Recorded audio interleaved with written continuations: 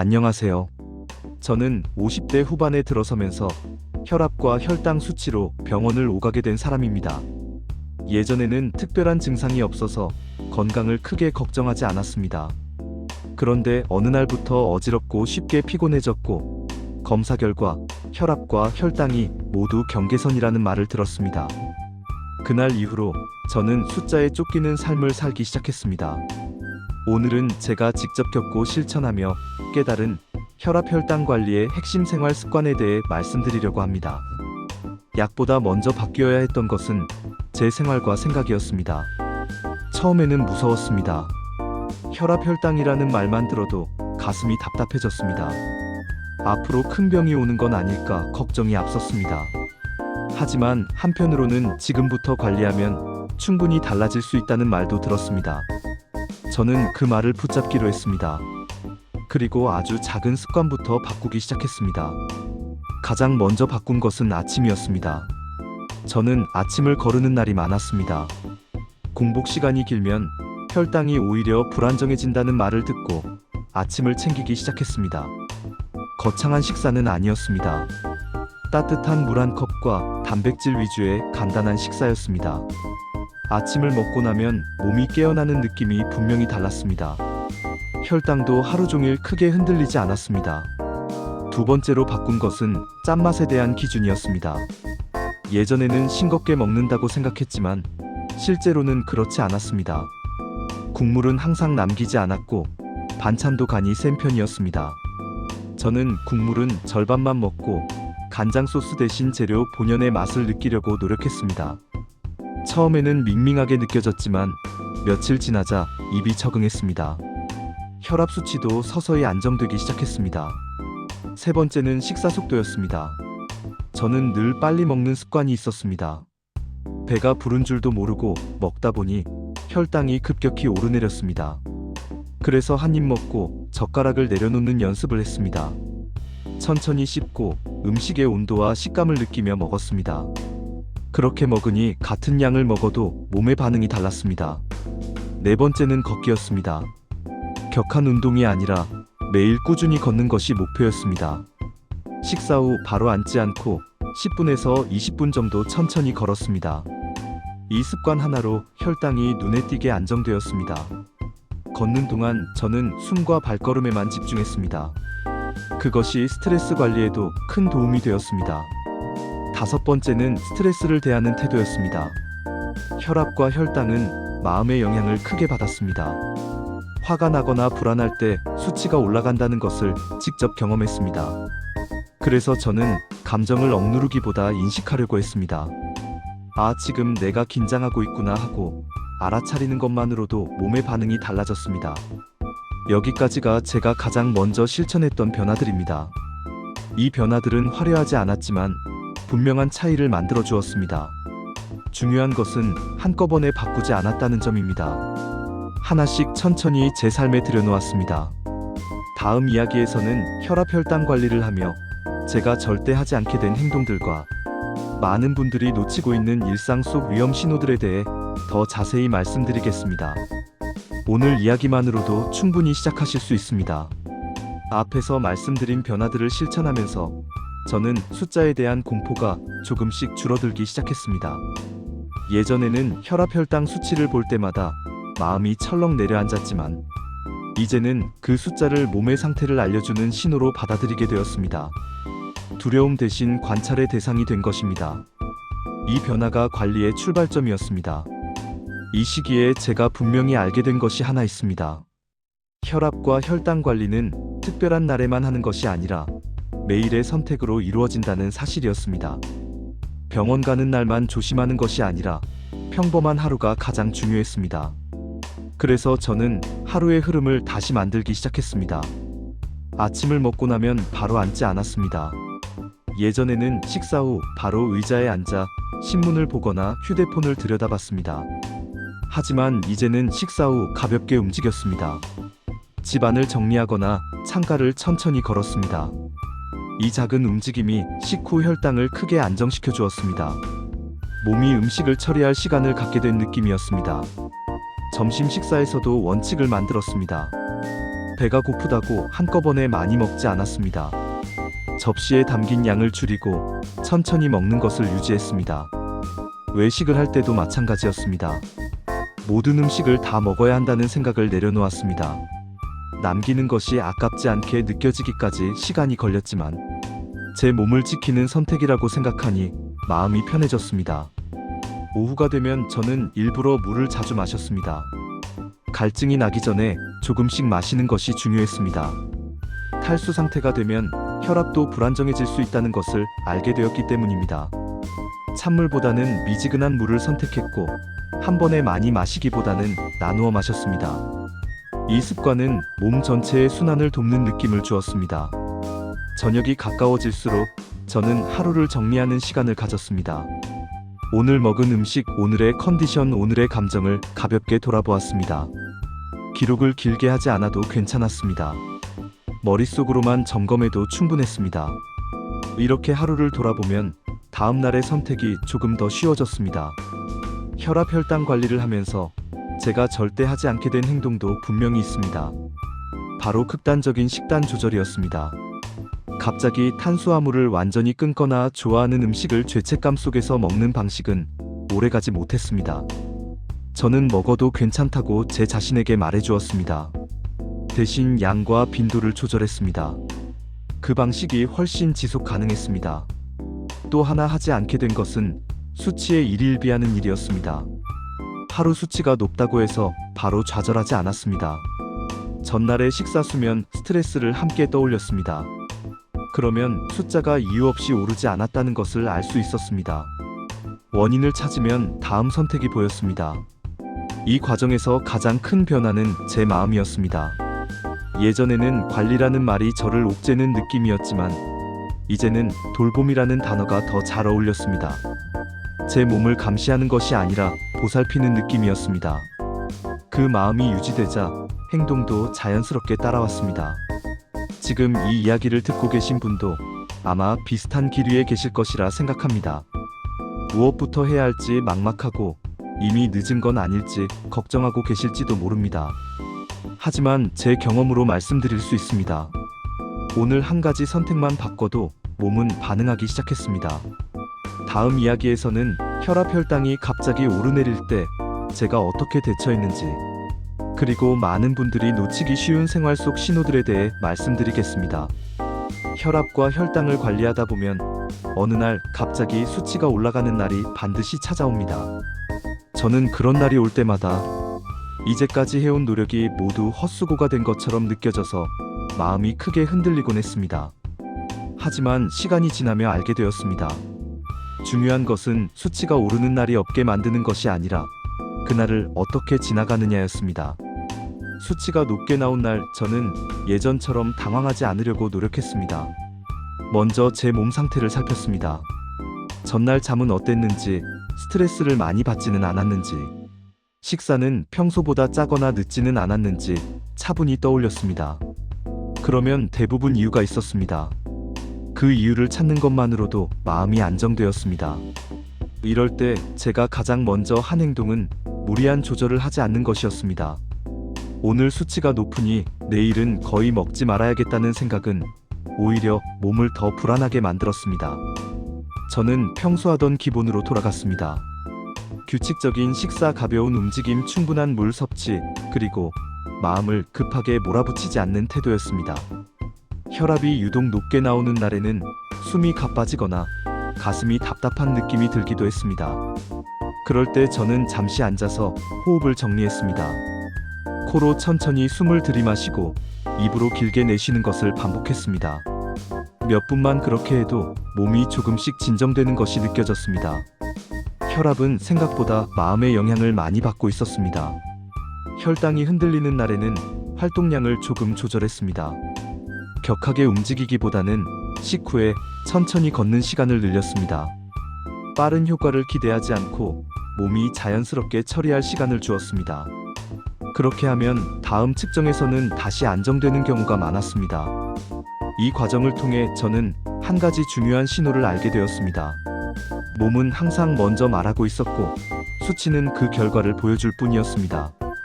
그래서 저는 숫자만 보지 않고 제 몸의 느낌을 함께 살폈습니다.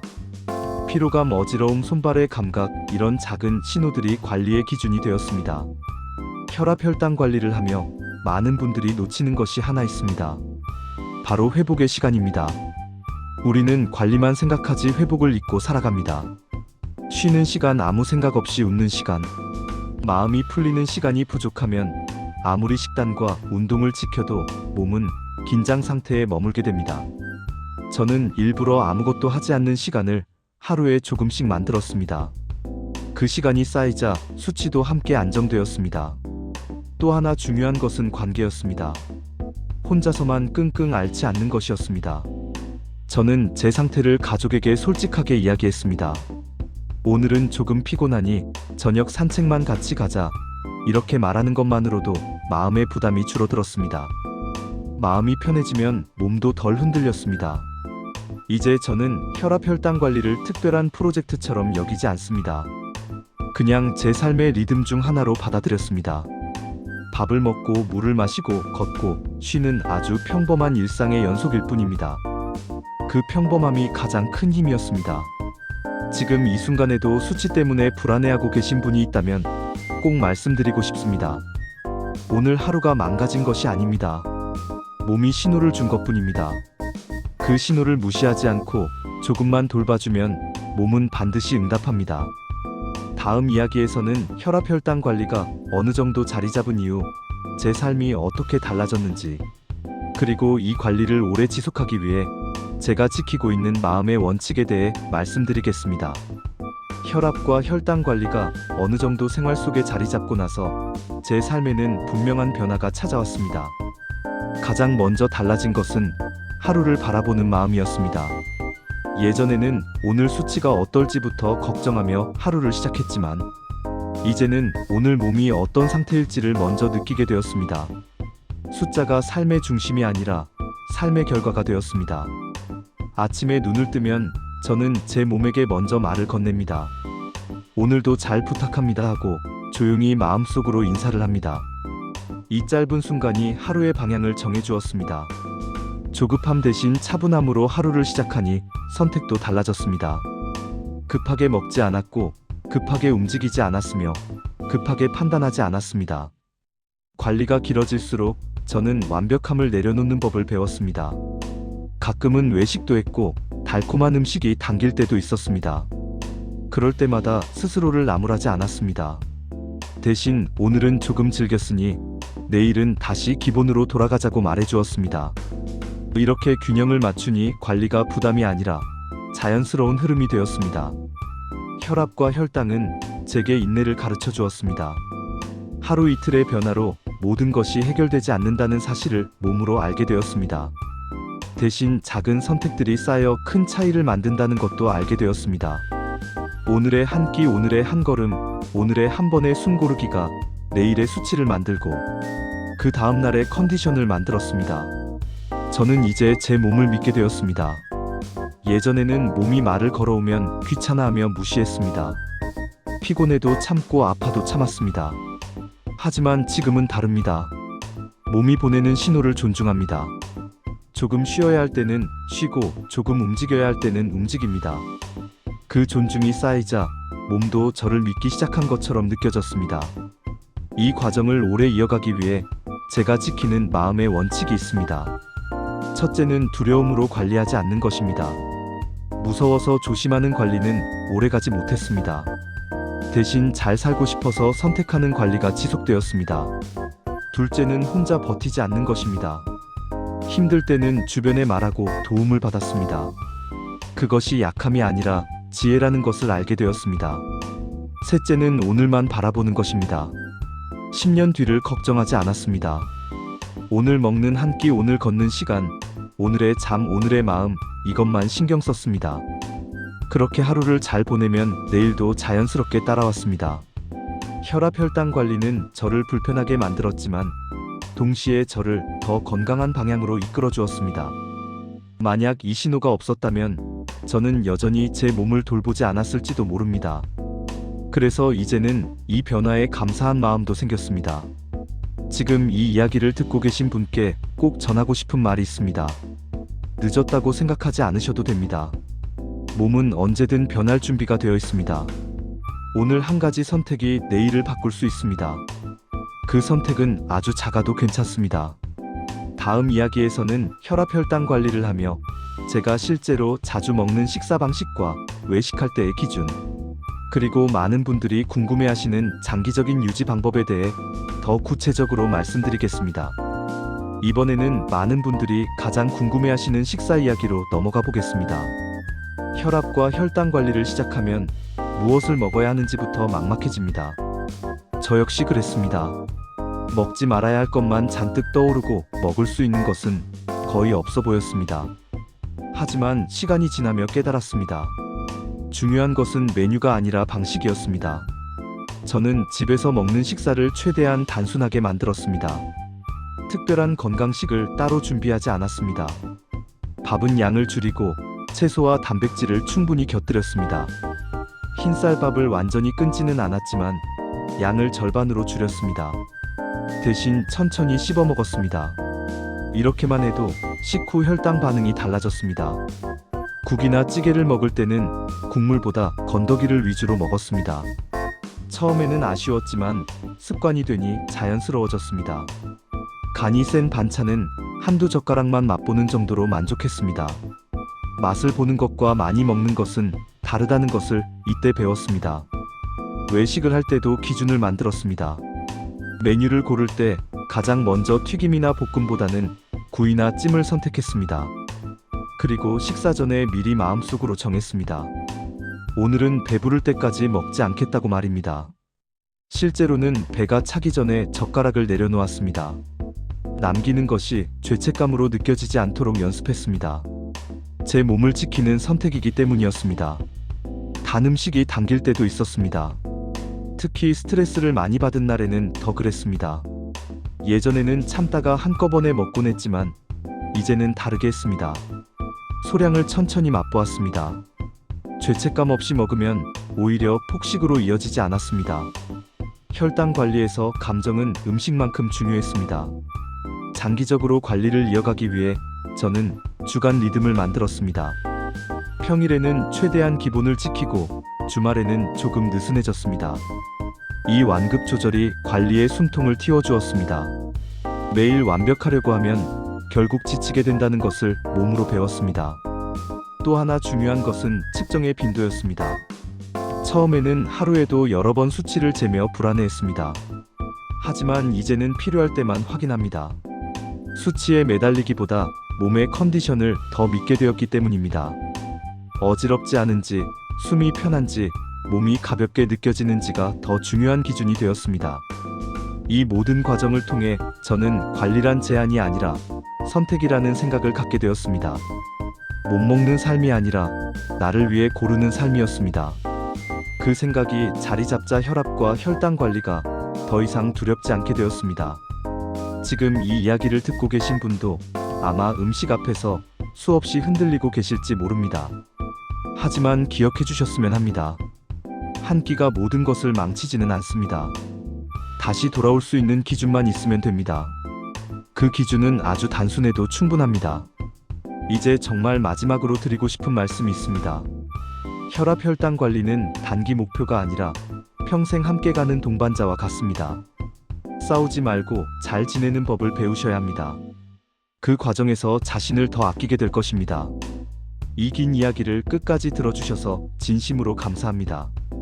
오늘 이 순간이 관리의 시작이든 이어지는 과정이든 상관없이 지금 듣고 계신 당신은 이미 충분히 잘하고 계십니다. 핵심만 다시 정리해 전해드립니다. 지금부터는 혈압 혈당 관리를 하며 제가 가장 중요하다고 느낀 점들만 정리해서 다시 한번 말씀드리겠습니다. 이 내용만 기억하셔도 관리의 방향은 충분히 잡으실 수 있습니다. 첫 번째로 가장 중요한 것은 숫자보다 생활이었습니다. 혈압과 혈당 수치는 결과일 뿐이었고 원인은 늘 일상 속에 있었습니다. 무엇을 먹었는지, 얼마나 움직였는지, 얼마나 쉬었는지, 어떤 마음으로 하루를 보냈는지가 숫자로 나타났습니다. 그래서 저는 수치에 쫓기기보다 하루의 흐름을 돌보는 데 집중했습니다. 두 번째는 규칙적인 식사였습니다. 거르지 않는 아침, 가볍고 일정한 식사 시간, 빠르지 않은 식사 속도가 혈당을 안정시키는 기본이었습니다. 특별한 음식보다 먹는 방식이 훨씬 중요했습니다. 조금씩 천천히 죄책감 없이 먹는 것이 오래가는 관리였습니다. 세 번째는 짠맛과 과한 자극을 줄이는 선택이었습니다. 완전히 끊으려고 하지 않았습니다. 대신 양을 줄이고 빈도를 낮췄습니다. 국물은 적게, 소스는 덜 사용하고 재료의 맛에 익숙해지려고 노력했습니다. 입은 생각보다 빨리 적응했습니다. 네 번째는 식후 움직임이었습니다. 격한 운동이 아니라 식사 후 잠깐의 걷기만으로도 혈당은 분명히 달라졌습니다. 앉아있지 않고 조금이라도 움직이는 습관이 몸을 도와주었습니다. 다섯 번째는 스트레스 관리였습니다. 혈압과 혈당은 마음의 영향을 크게 받았습니다.